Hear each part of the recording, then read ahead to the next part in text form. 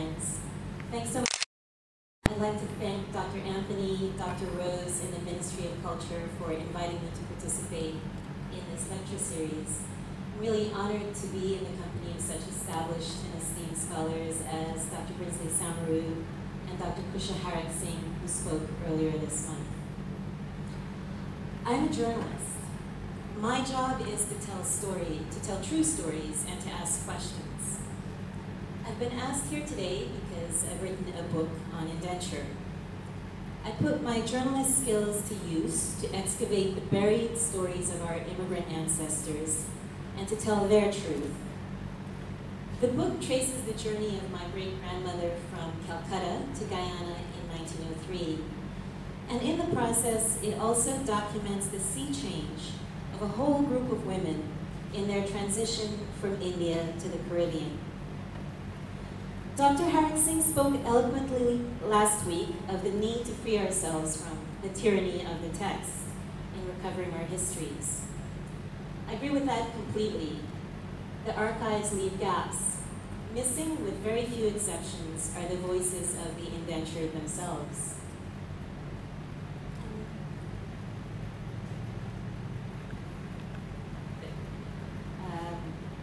The vast majority weren't literate in English or in any Indian language, so they didn't leave behind diaries or letters. And this silence applied especially to the women. They did not write down their own stories in their own words. We read them only indirectly, through the biased prism of government officials who occasionally took their testimonies. The text of our history was written by those in power. But I would like to amend Dr. Harak Singh's framework slightly, from one of overthrowing the text to interrogating it. I spent many hours reading and cataloging ship reports, transcripts of inquiries into plantation uprisings, confidential dossiers on overseers who slept with Indian women, and newspaper accounts of women chopped by male partners. All were valuable sources. These official papers, however one-sided, however incomplete, gave me glimpses into the lives of Indian women. At times, it almost felt like these elusive figures were peeking through the pages, from behind a curtain separating the women's quarters from the rest of the house of official history. I found stories of particular women, stories of suffering, as well as stories of daring. Stories of victimhood, but also stories that showed the women striving for agency, their fierce will to be in charge of their own destinies. I recognize the flaws of the written records, but in the end, I did not oust them. Instead, I questioned them aggressively. Then, I supplemented them. Where Indian women could not speak for themselves, I looked for alternate ways of recovering their commitments and experiences. And I wrote myself into the story as their descendant. In my book, Kuli Woman, I describe my quest for the story behind my great-grandmother Sucharya's exit from India. She was 4 months pregnant and traveling alone without a husband when she sailed from Calcutta in 1903. My grandfather was born during that voyage. Seeking her reasons for leaving, I traveled to her village in northeast India and encountered a family there who claimed her and me as one of their own. I also traveled home to Guyana to explore how violence against women by their intimate partners is in many ways a legacy of indenture. So the journey I narrate is many-layered. It's my journey, and it's my great-grandmother's. It's a journey across time, and it's also a journey across space. From the depots along the Hooghly River, where recruits waited for ships to a new world, across the dark waters from Calcutta to the Caribbean, to the plantations where women were exposed to both possibility and peril, often because of their sexuality. To me, the best way to imagine the journey of Indian women in indenture is as a sea change, a transfiguring middle passage. I mean more than their literal journey across the seas, but that voyage nonetheless provides a useful way to get at what I mean. Between 1854 and 1864, the death rate on indenture ships to Guyana was 8.5%, equal to that on slave ships in the final decades of the 18th century. Towards indenture's end, the mortality rate on ships was much diminished, but it was never eliminated. The surgeons aboard ship continued to prepare balanced sheets of deaths and births, tallying human losses and gains in columns, as if they were accountants of Shiva's unending dance. That phrase, Shiva's unending dance, is the Guyanese poet Arnold Itwaru's. Here is how he described the journey from India in the poem We Have Survived. Middle passage, passing beneath the coloring of desire in the enemy's eye, a scatter of worlds and broken wishes in Shiva's unending dance. Let me break that down just a little bit. Shiva is the Hindu god who destroys in order to create. He dances in a ring of flames, and this is what maintains the universe's unending cycle of destruction and creation. The god did not forget the cargo hold below deck where the indentured ate and slept, yaffed and prayed during the voyage from India.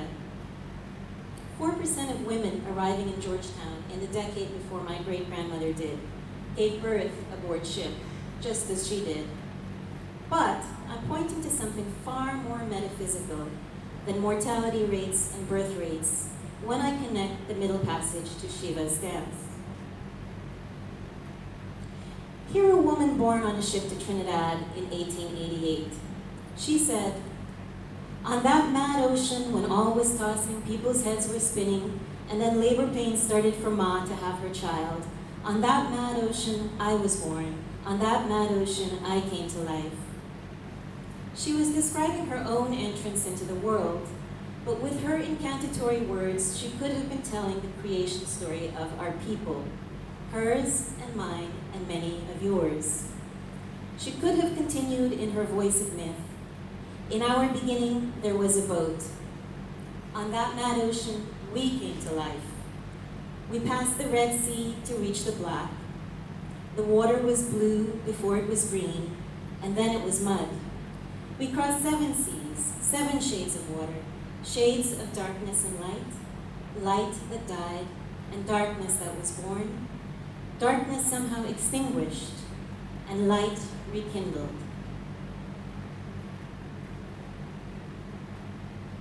The captain's wheel became Shiva's fiery circle, turning and turning in its cosmic spiral, and in the gyrating of the gales and the churning of the waves, as the captain steered and Shiva danced, we became new. The moorings of caste had loosened, and people who had left behind, uncles, sisters, husbands, mothers, substituted shipmates, their jahajis for kin.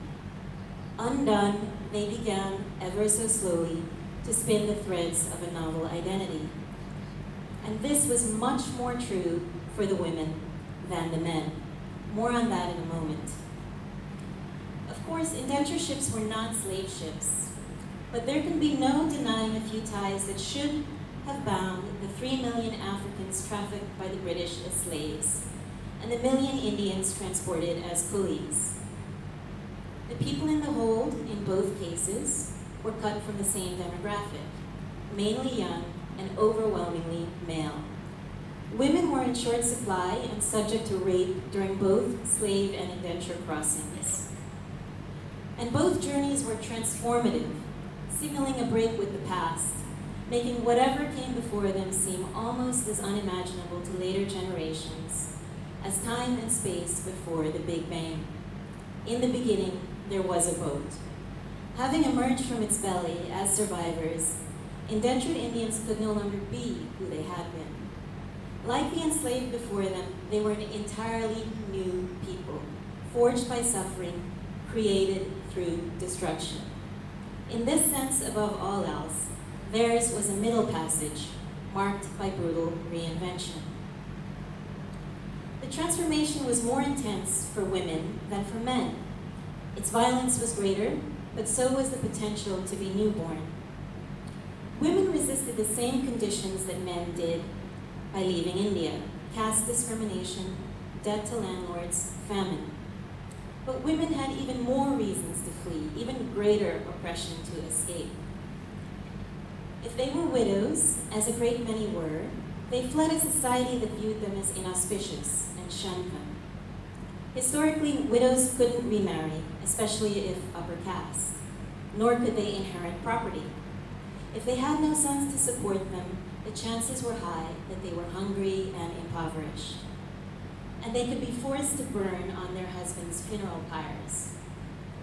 Though this practice was ultimately banned and widow remarriage legalized, those laws were largely ignored on the ground.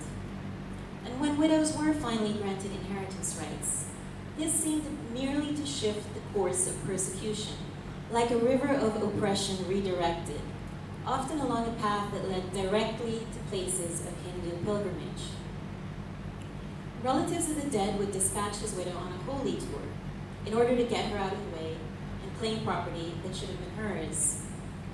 Sometimes widows were abandoned at pilgrimage sites, and sometimes they gravitated there on their own to escape mistreatment in the homes of their in-laws. It was often in these places of pilgrimage that Indenture's unlicensed sub-recruiters found women. Before Indenture ships could sail, they had a quota to fill. For every 100 men aboard, there had to be at least 40 women. But even this small percentage was difficult to get. There were slightly fewer women in India to begin with. Migrating overseas to work had always been mostly a male enterprise the world over. And then there were the cultural barriers against women crossing the threshold of home into the world. Knowing the customs of the Indian countryside, recruiters looked for women who had no one to provide for them, and no one to prevent them from going. They targeted the most desperate. In addition to widows, these included prostitutes and women forced to leave husbands. Husbands who beat them, husbands who accused them of infidelity, husbands who were themselves unfaithful. Whether thrown out of their homes or running from them, this last group of women encountered one final barrier, one final example of how the odds were stacked against women more than men in India. No woman could immigrate without her husband's permission. The Indian Immigration Act of 1883 gave officials the right to detain women for up to 10 days, as constables traveled to remote villages to make sure they weren't eloping or pretending to be widows. Despite the background checks and detentions, fully 3/4 of all the women who ever left India indentured did so as quote-unquote single women. And very few women in India made it to adulthood single. In the Ganges Plain in 1900, 90% of girls ages 10 to 14 were already married. As one immigration agent put it at the time, in India there are no spinsters to draw upon. So the fact that most of our indentured foremothers were alone when they left speaks to the extent of the devastation they had already suffered as widows and outcasts. The destruction in their lives was already so profound on leaving India that the potential for recreation had to be profound as well. They were starting off from a much lower point than men, a position of complete marginalization. But upon landing in their new worlds, they found themselves the scarcer sex.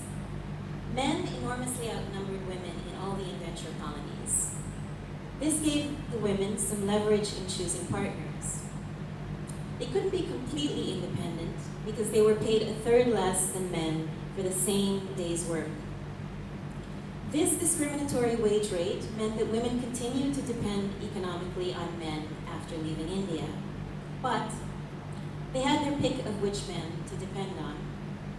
Even if overseers initially arranged matches, the women did not have to stay. Many could and did leave partners, sometimes more than once, and sometimes for white overseers and plantation managers. Consider one story of escape from the squalor of the immigrant quarters, at Enmore in 1899. An overseer there, J.F. Jackson, rented a house in a neighboring village for an Indian woman and visited her there at night. She was the daughter of indentured immigrants who had arrived 40 years earlier. In all that time, although their indentures had long ended, they hadn't managed to escape the plantation barracks. But she had, through her relationship with the overseer. In government dispatches about the matter, she was identified as Parivati. This was most likely a British mangling of the common Indian name Parvati. The girl had been named after the Indian goddess of power. And indeed, to an extent, women during indenture possessed a greater power to remake themselves than men did, because they were in demand as sexual partners, housekeepers, cooks, and companions. The journey of Indian women in indenture was a psychological one, as well as a physical one. They migrated from a position where they had no choice to one where they could exercise some choice. And in choosing partners, they gravitated to men who could help them endure and even escape the rigors of the plantation. The drivers in charge of work gangs, for instance, and men who had been in the colony the longest were favored because they tended to be more financially secure. In some cases, they were even able to pay off a woman's indenture and set her free. Indentured women weren't exactly like Jane Austen heroines, practicing love as a form of social mobility, but they seem to have used their scarcity to survive as best they could in an exploitative environment. The shortage of women was not, however, purely empowering.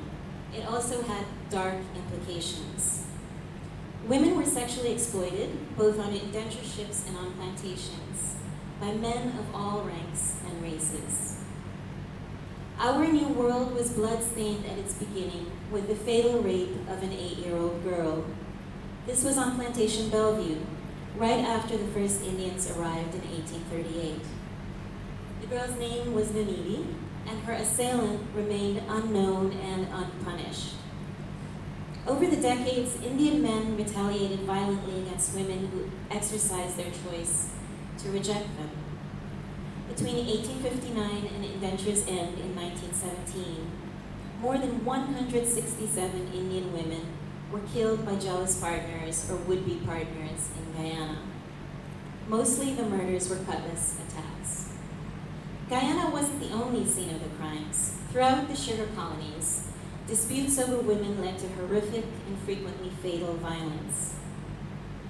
And so Shiva's dance continued, destroying, creating, destroying yet again. And so it continues even today, 175 years after arrival, as the descendants of indentured women continue to be chopped up by their husbands and continue to be victims of domestic violence, gender inequality, and alcoholic husbands.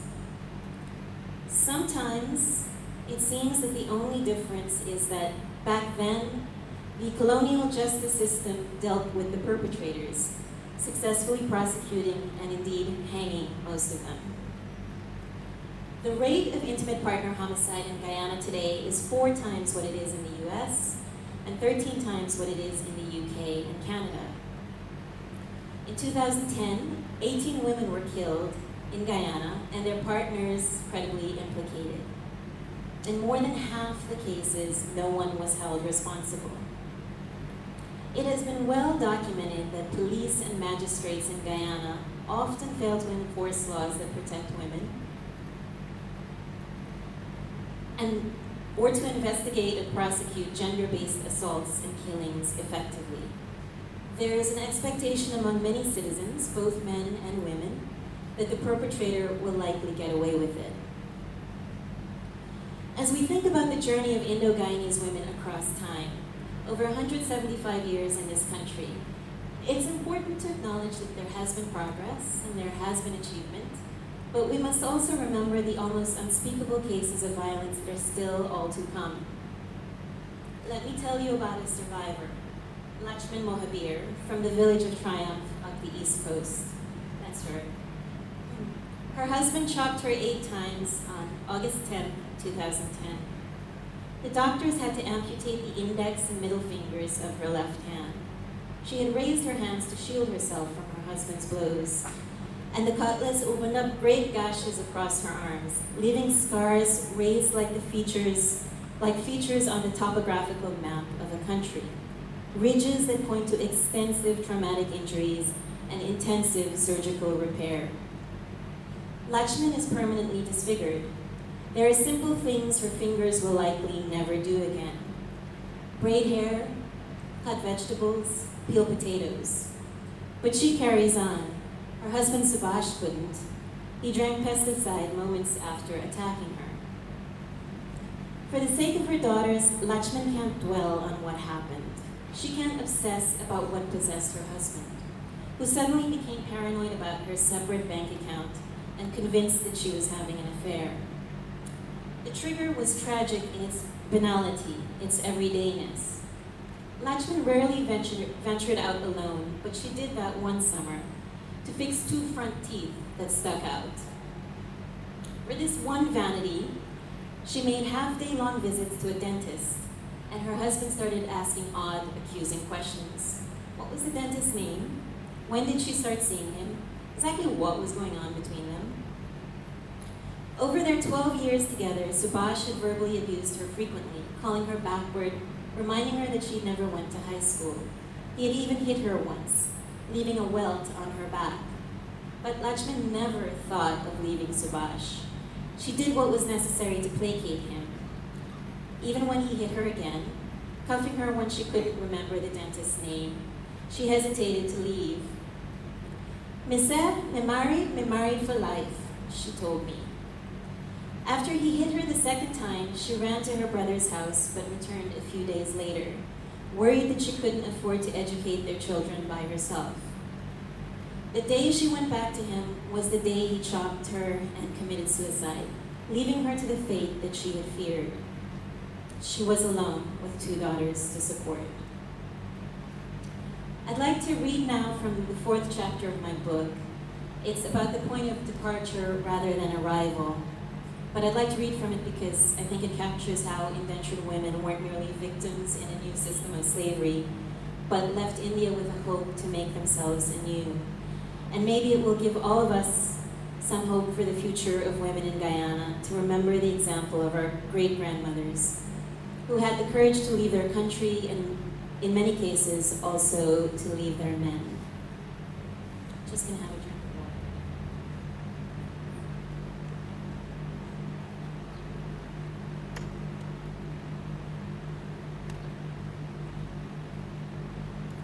The section I'm about to read starts off with some context on garden reach, and that's the Calcutta.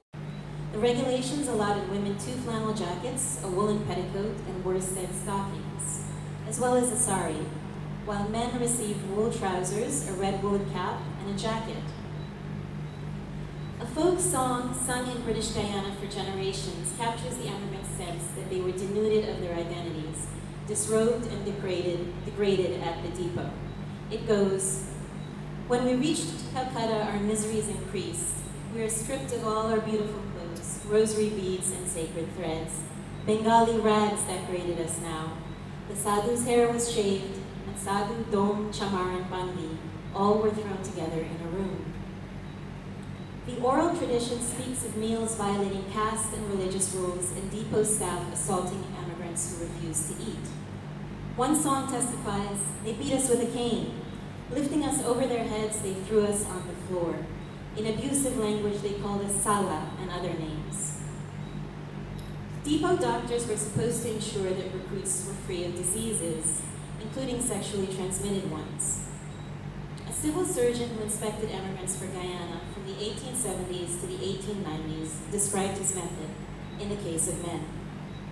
A thorough examination of the genital organs. One man who migrated in the early 1900s described the sleeping arrangements this way.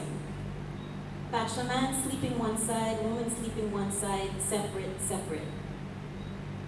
But another who stayed in the same depot for a month in 1906 said efforts to keep the sexes apart failed. In the depot, all ate together, and people slept with each other's wives, he told a historian 7 decades later. I did not like such behavior.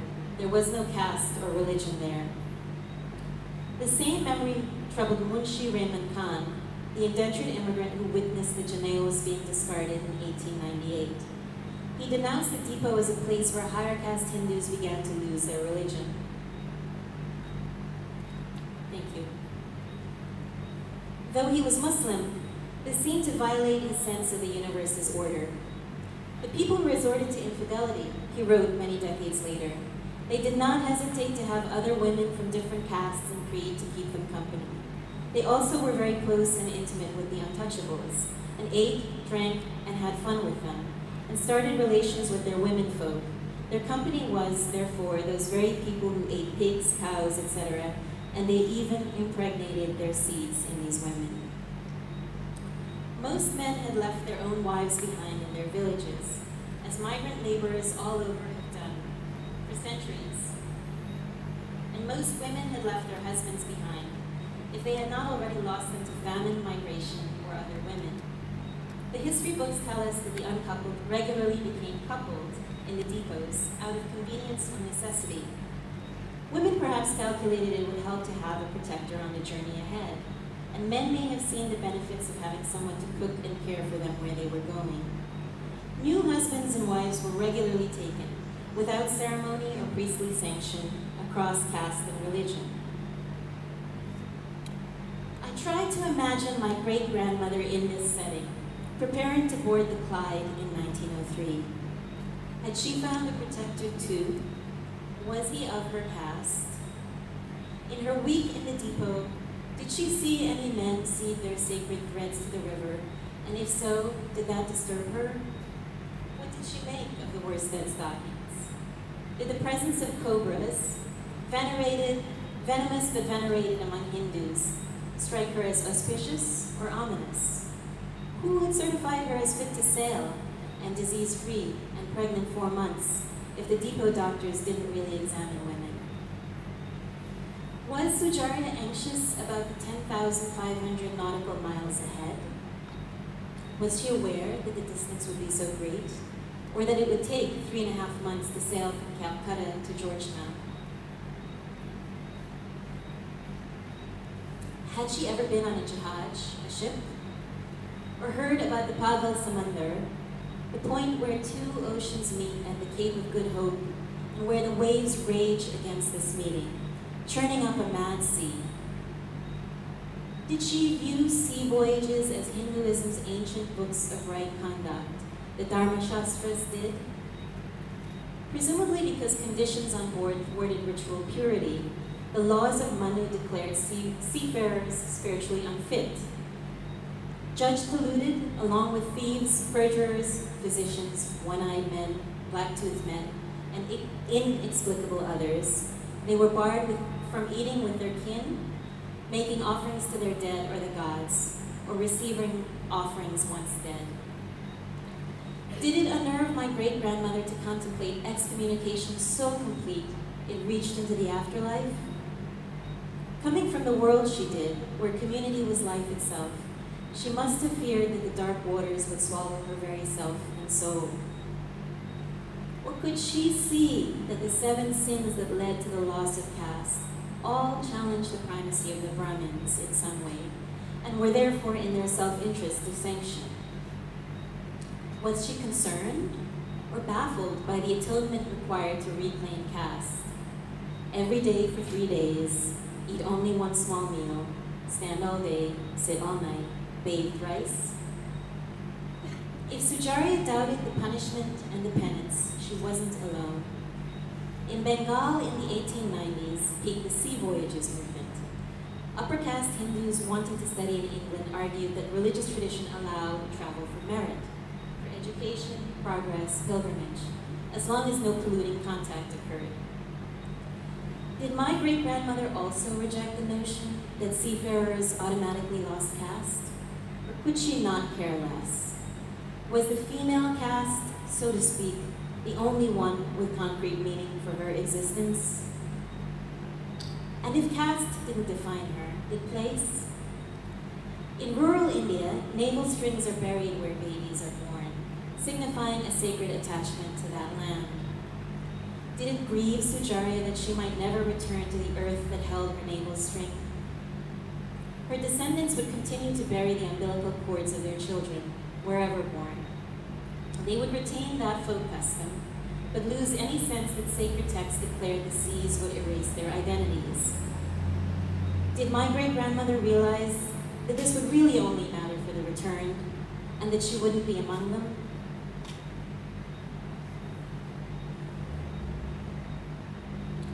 Was she thinking of Deodar, the man later identified as the father of the child she was carrying? Why, according to that child's infant born on board certificate, why was Deodar left behind in India? Was he her husband? Did she leave him, or had he left her? Or was it some third party who had separated them? Perhaps a recruiter who had deceived her, or even outright kidnapped her? Was she telling the truth when, 4 decades later, in a Guyana bottom house, she talked about leaving India? As she smoked a tobacco pipe, encircled by women who had been her shipmates, did she really say that she had been on a pilgrimage when white men in boats came, promising to ferry her to the next stop on her holy tour? Did the eavesdropping grandchild who shared this detail with me understand Hindi well enough to get the story right? It's unlikely that white men were doing the lowly work of sub-recruiter in the hinterlands. Would Sujarya in any case have trusted them? But why would she lie? Why would she embroider a tale for her Jahaji band, her ship sisters, given the bond among immigrants who crossed on the same ship? A bond so strong, so intimate, it replaced family ties for many. Could she possibly have foreseen me someday asking such impertinent questions? What would she have made of my poring over the Clyde's passenger manifest with gloved hands, examining the immigration passes of 207 of the 225 females aboard, afterwards brushing away the ash from the quiet cataclysm of turning century-old pages? Did she get to know the 16 other pregnant women I found in those pages? Did she envy the 5 among them who had husbands by their sides? Did she bond instinctively with the 11 who didn't?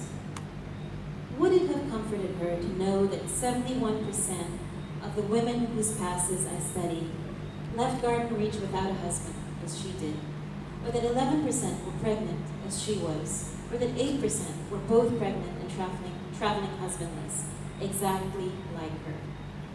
Did my grandfather kick?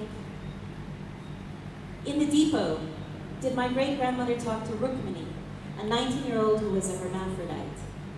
Was that secret discovered in Calcutta, or did it have to wait, like the venereal diseases, to be uncovered by Guyana's medical inspector? How would Rukmini, both man and woman, fare in the depot and on the ship, places simultaneously segregated by sex and fraught with sex? Did my great-grandmother notice Rahisi, an untouchable woman traveling with her husband, who was disfigured, her left nostril cut? Had the woman's husband inflicted the cut? On seeing it, did Sujarya feel pity? Did she know Tirnal, the farmer from Mirzapur, traveling with 5 girls, the youngest 3, the eldest 14? What had happened to the mother of those girls? Wasn't the eldest too grown by the marriage conventions of the day to still be in a father's care? Could that man possibly have been trafficking those girls? Single fathers were few, while at least 28 single mothers sailed on the Clyde, accounting for 20% of the women aboard. Did Sujarya find the motherless family at all suspicious? Did the children remind her of ones she had left behind?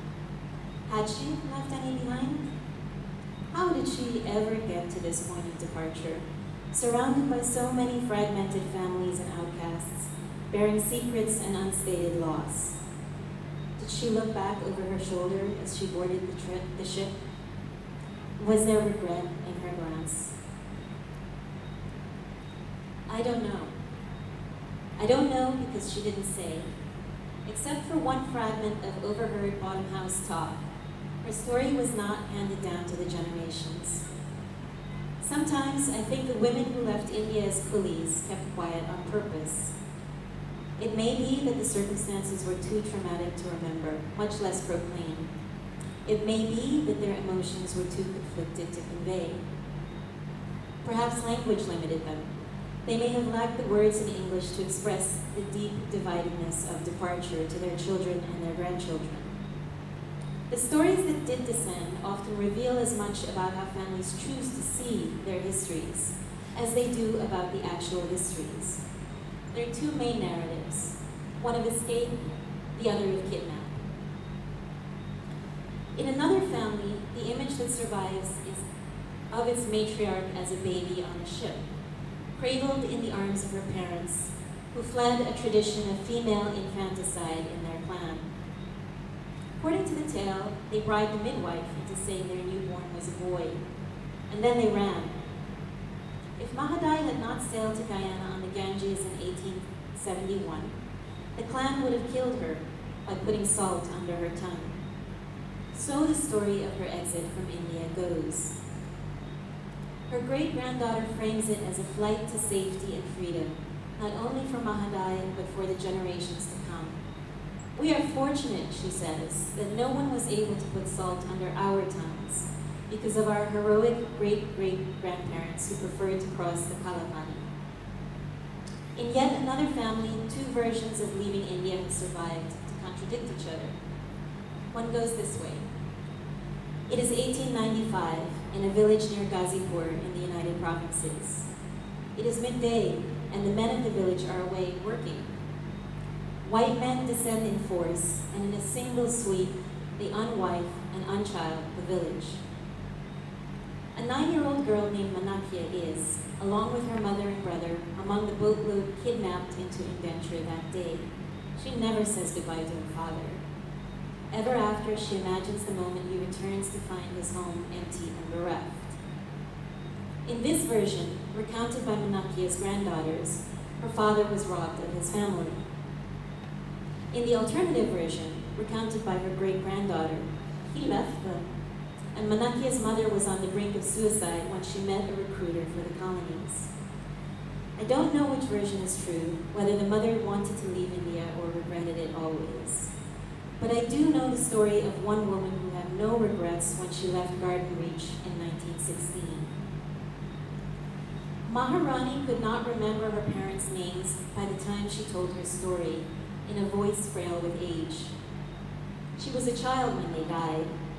It was her uncle who provided a lap for her to sit on during her wedding to a much older man, whose name she couldn't remember either. Providing a lap to a bride during the era of child marriages in India seems to have been comparable to walking one down the aisle. Maharani was 5 when she got married, and she was still just a child, only 12 when widowed. Soon after, her brother-in-law took her to a magistrate's office where, too young to know better, she ceded the rights to her inheritance from her husband. For 8 years after his death, she cooked and cleaned for her in-laws, bearing their beatings for minor mishaps, much like the one that ultimately triggered her journey to Trinidad. She left literally over spilled milk. Maharani had just boiled milk for her in-laws when a cat crept up to lick the pot. She pelted the cat fell over, and the pot capsized. Anticipating another thrashing, and suddenly unwilling to accept one, she slipped out while her in-laws were eating. In 1987, Maharani explained why she fled. I said them go beat me, because I getting too much licks. I said them go beat me. Well, I run. I didn't tell nobody I'm leaving. On the road later that night, she met a man with one foot at a well. When he heard her predicament, he offered to help. Did she want a job on an island where she could make 25 cents a day?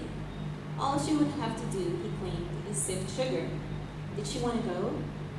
Maharani said yes. She did want to go. She would go. Mina had nothing, she said, recalling how at 20 she calculated the risks, the costs and benefits of leaving India. I come way, Mina had nothing. As her boat, the Chenab, was anchored in the Hooghly, another ship pulled in, bringing home Indians who had finished their indentures. They clamored to portholes to warn the immigrants staring back out of their own portholes. From a distance, the repatriates shook their hands, gesturing for the immigrants not to go. But it was too late for anyone to heed that message.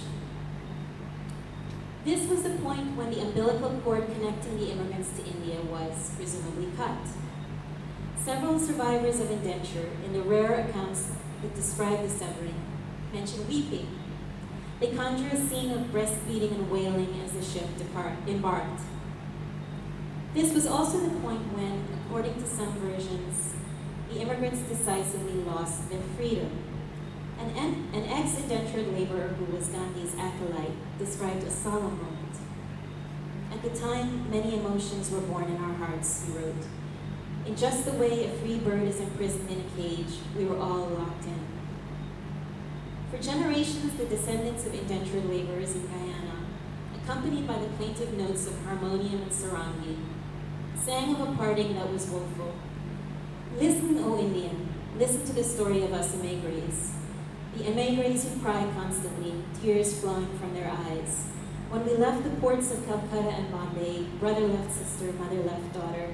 In deep love of the mother country, we cried. Water flowed from our eyes. Painful is our story, choking is our voice. But Maharani did not cry, nor did she remember sounds of sorrow. She remembered drumbeats. Looking back across the span of 7 decades, she described how her jahajis played drums provided by the crew and how they sang and danced during the journey. They're bringing happy. Them ain't bringing no trouble. They're bringing happy. Nobody to study nothing. That's why they're bringing happy. There was nobody to make her study a single thing. Nobody to cause her grief or worry. No brother-in-law to cheat her. No mother-in-law to beat her. Nobody, she thought, to make her tremble in fear any longer. But should Maharani have been so convinced that no one would cause her grief anymore? The warning by the repatriates, as her ship got ready to leave the Hooghly, was ominous. Might they have been warning about the voyage itself to begin with? Indenture vessels were, after all, crossing in the wake of slavers, with their well-documented horrors, from tragic mortality rates to the rape of women. Thank you. Hope this will stimulate or encourage you to do likewise. Ms. Bahadur, if I can ask, how big a role did cultural traditions play, in keeping women behind the curtain that you mentioned during that particular time? In India or in Guyana? Okay. Well, I think culture did and does play a role in most contexts, but so does, since the plantation economy. I spoke of the wages that women were paid in relation to men. They were paid 2/3 of a shilling for a day's work, and men 1 shilling. And I think that was a major reason that they couldn't, maintain an independent existence. I mean, culture is complex. We sort of have to break that down into its many component parts. And religion, particular national background, and I wouldn't really want to hazard that in a minute or two. These are some of the issues that I do deal with extensively in the book, and you'll notice that I posed a lot of questions because I think that's really the narrative mode for us. When the answers aren't available, we ask many questions.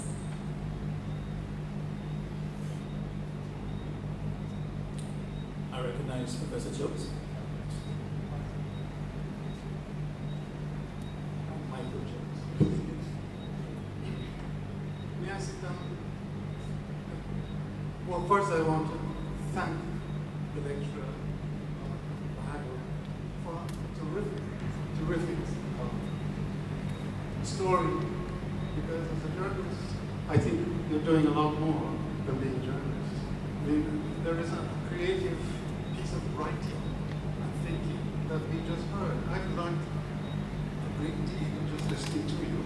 And I think that for me, what encapsulates the whole talk is that remarkable image that you gave us at the beginning, near the beginning of the talk, where you said, in the beginning, there was a boat. We were all brought up to think that in the beginning there was a word, but we didn't have words. And in fact, that was Genesis for us, the boat that we shared. The Calypsonian says, it's the same ship, it's the same trip that we all took. And it's so clear. And from the Indian point of view, I think it's very important that we understand that connection between, say, Gore, from which African slaves went, from Dakar, and what you call the Garden Reach. Both were seen as really beautiful places, and we forget those were the places where the slaves began, where the indentured laborers began. So we did share the same boat, all of us, and that is our beginning. Thank you very much.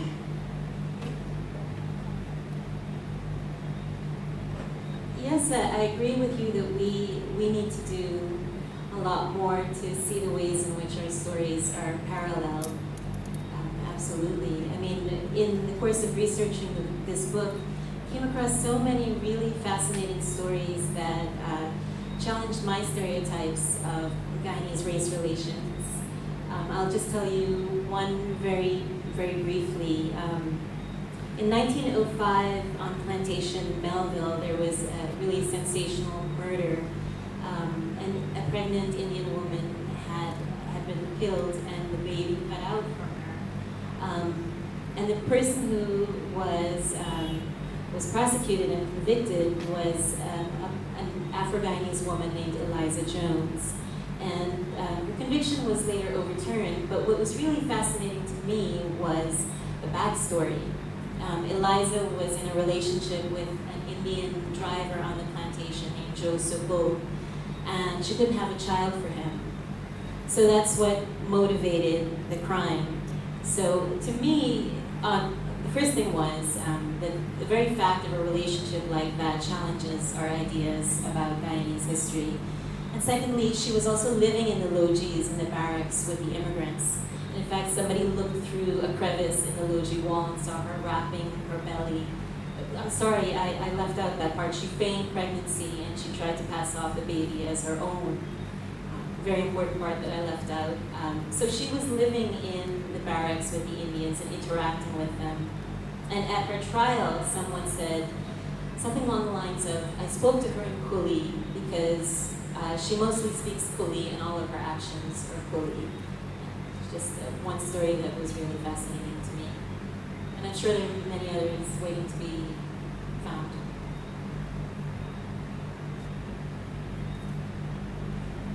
In tracing the journey, Ms.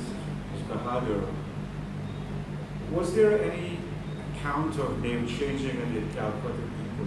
Was there any talk about people changing their names, either on the part of the indentured servant, indentured person, or on the part of the white overseer, planter, whoever they were, the Calcutta people? Well, I spoke a little bit about Brahmins passing downwards in the caste system because the doctors in the depot were actually told that they should be disqualified because they weren't seen as good workers and they were also seen as potential threats to the authority of planters. So there were Brahmins who passed themselves off as Rajputs, for instance. So you would see a Matabik Maharaj become a Matabik Singh. But that actually doesn't come to me through the records at all. That just comes to me through family lore.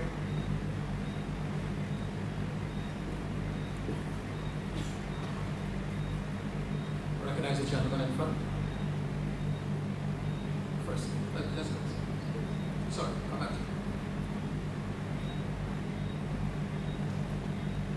Honorable Minister, Ma'am, my brothers and sisters, let me first Minister, for giving us this grand opportunity with these lectures.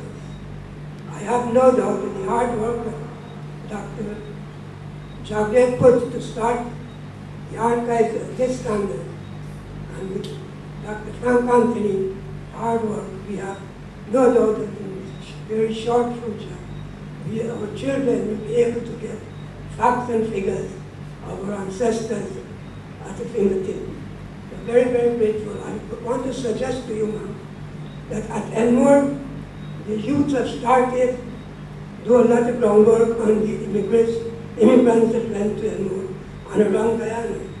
And whether you can spare us a few minutes, we would arrange your transportation to see what is going on at Elmore by the youths and to give us your advice. We're very, very grateful if you can do that for us. Thank you ever so much.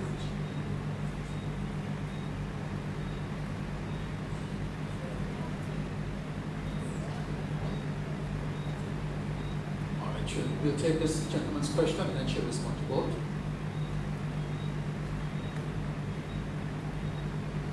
A pleasant evening to all, particularly ministers of Youth, Sports and Culture and Ministry of Works and Transportation. I must thank Ms. Gaiutra Sabaru, if I get the name correctly, for some real investigative journalism and expounding upon the results quite efficiently. My question is, as one who's really interested in the commonalities in cultures and would like to see the commonalities of different cultures be exposed more towards a greater unity with a view to enhancing our unity.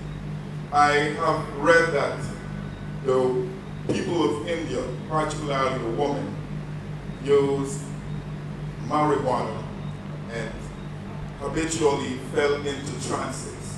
And in these trances, they would prophesy, as it were. There are some sociologists who have opined that this was merely a ruse to have them escape domestic punishment, or when a woman habitually fell into trances or elevated herself to this level of being a seer, well, then she was judgment of society and say her husband or spouse would be less harsh against her. I've also read that because of the habits of the Indian indentured laborers, even the British government during the 19th century imported tens of pounds of marijuana. I would like to know if you've found any evidence of this in your research. With regard to the women, you're telling me something that I hadn't heard before, actually, so maybe we should talk about it. But the one thing I do know about marijuana is that it was initially grown by the Indians, but the planters who controlled the production of rum obviously had a vested capitalist interest in that, passed a series of laws, fines, etc., to shift that marijuana production, which the Indians profited from, to rum production, which the British planter class profited from. So that's the one bit of knowledge I have about that. Sorry. And I'd be pleased to do that so we can talk afterwards. Thank you. Report. Thank you. It's very kind of you to be here. Really appreciate it. To find someone as young as you and that bright. It is a privilege to be your company and be part of this here this evening. I think we have all learned a lot from you, and we certainly appreciate that, because it's the things I myself as Professor Ford, Joe, sorry, I know Michael, sorry. But I've learned a lot. But I have a question to ask you in closing. Whatever happened to the Indian women on arrival in Guyana? How did they actually settle? You said there were like 48 men to every 100, 40 women to every 100 men. Whatever happened after they actually arrived in Guyana, if you don't mind elaborating a little bit on that.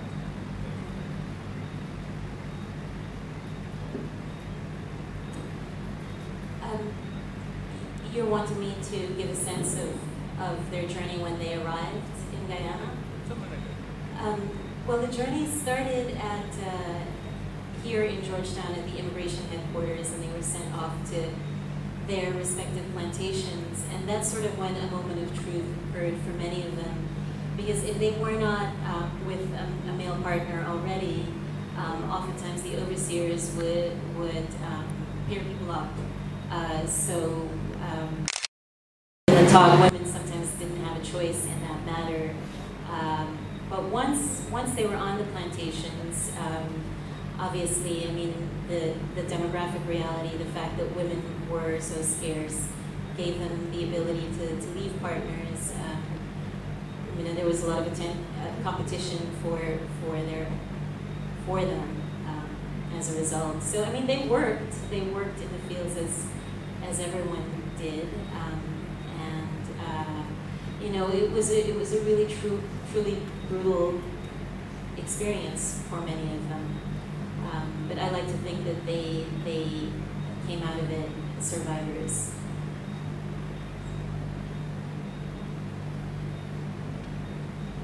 All right, ladies and gentlemen, sorry. Hi, I'm visiting from the University of Puerto Rico, and I want to congratulate you for such a wonderful presentation. My question is about the women.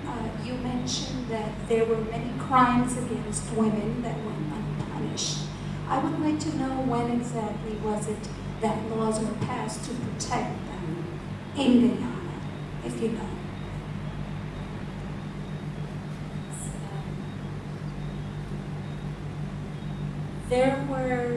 There were laws passed during the indentureship period relating to marriage, but rather than protect them, I actually think that it limited their options and their freedom.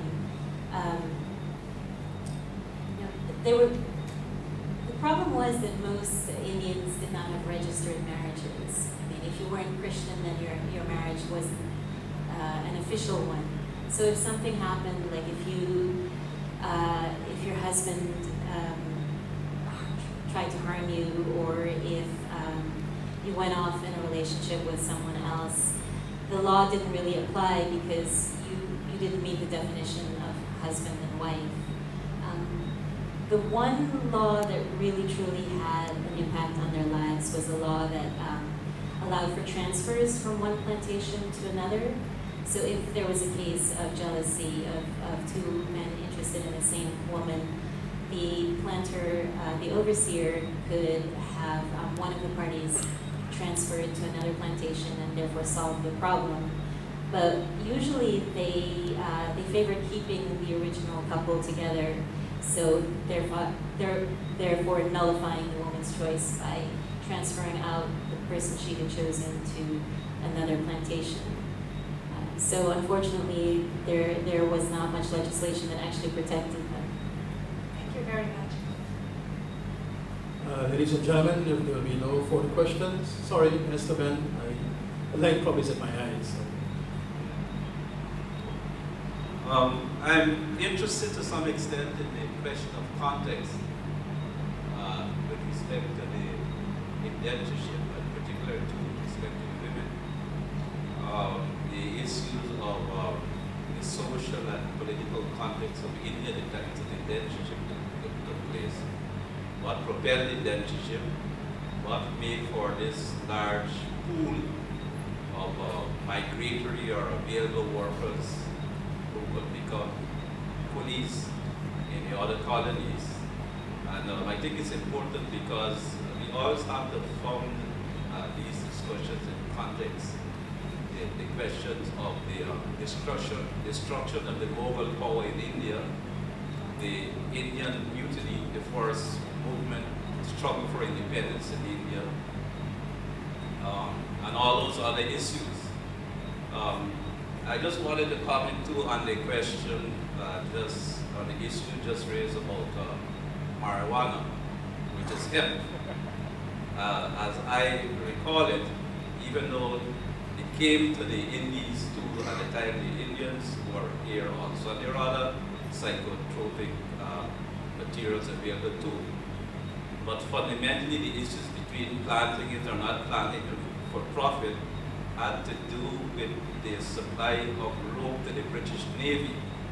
And that both in the First World War and even before the First World War and the Second World War even sugar lands were torn over to the planting of hemp to make rope for the Navy. So I just wanted to say that.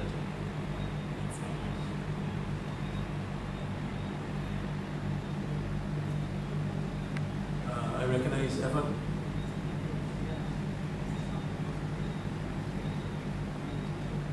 Yes.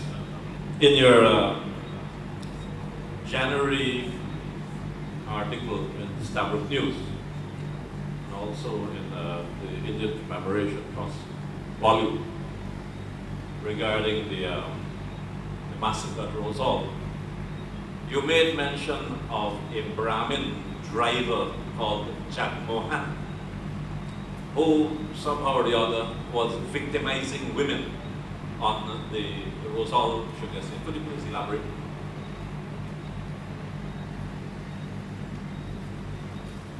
Yes, there was a driver named Jug Mohan who seemed to be a corrupt character all around. And one of the things he did was extort bribes from the workers in order to keep their wives. They had to pay, I think it was £1, if they wanted to hold on to their wives. Otherwise, he would reassign the woman to someone else. So it was part of the problems on Rosewall Plantation. I mean, obviously there were issues of economic exploitation and illegally low wages, but there were also issues relating to women being exploited. All right, ladies and gentlemen, no further questions are respectfully asked. If we bring this session to a close, I want to thank Ms. Gaiutra Bahadur, and I now hand back the session to the chairperson, Dr. Prabhasir.